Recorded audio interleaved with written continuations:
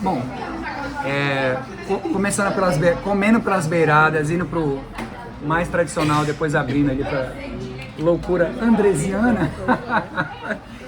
Dizer o seguinte, né? Pô, ela, a primeira coisa, aquele parágrafo dela já anuncia uma escritora que escreve muito bem, né?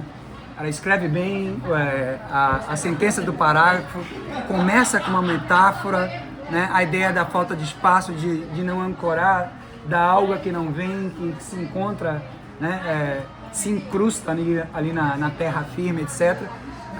Eu diria que dos que nós tivemos aqui, a sensação que eu tenho da abertura mais poética que teve foi essa poética.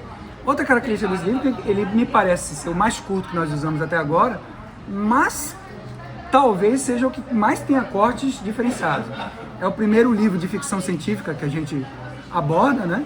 Mas com um corte para eu que estou acostumado com a memória de infância, com assim, ficção científica de aventura, que você supera o alienígena. O alienígena é sempre, que aliás aparece aqui também, né? O invasor, quem você tem que ser contra, etc. Que leva muito mais para a ação. E esse é um tipo de ficção científica que leva para você discutir a própria humanidade, né? A diferença, inclusive, do alienígena é utilizado para ver a diferença dos próprios seres humanos, né? E é uma ficção que tem, para mim, claramente três personagens centrais.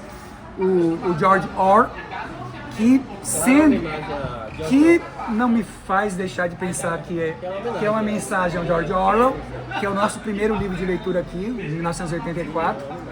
Né? O segundo, eu vi no filme, o cara chama Haber, né? Mas o normal chama Haber mesmo.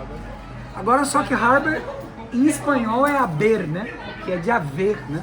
A pessoa que faz as coisas existirem. Né? No caso do médico, as coisas que fazem existirem do jeito que ele quer, do jeito que ele considera ideal, né? E a terceira personagem, para mim, também, claro, a advogada, né? A Rita, que em inglês é mesclado, né? Ela é negra na história, mas ela é de né? Mesclado e tal. E esses três são três personagens. Os outros me parecem mais acessórios, etc. E é uma história de ficção, mas que é uma dose de fantasia, porque tem coisa que não é explicada, né? Não foi explicado cientificamente porque ele tem sonhos e os sonhos tornam a realidade. Não existe uma explicação científica para isso. Então, para mim, um mix de ficção com fantasia. Ele abre uma janela direta e fala assim, será que eu sou único? Será que apenas eu Só eu tenho esse poder, né? na realidade, ou as outras pessoas não estão apenas conscientes? E não é respondido. Mas Mas teve naquela hora que ele foi no consultório, que era o quadro que era a montanha e era um cavalo, e ele viu o cavalo. mas mudou, quando ele acordou tinha... O médico viu realmente o cavalo. Foi o primeiro. Saiu, Primeiro só que o médico viu.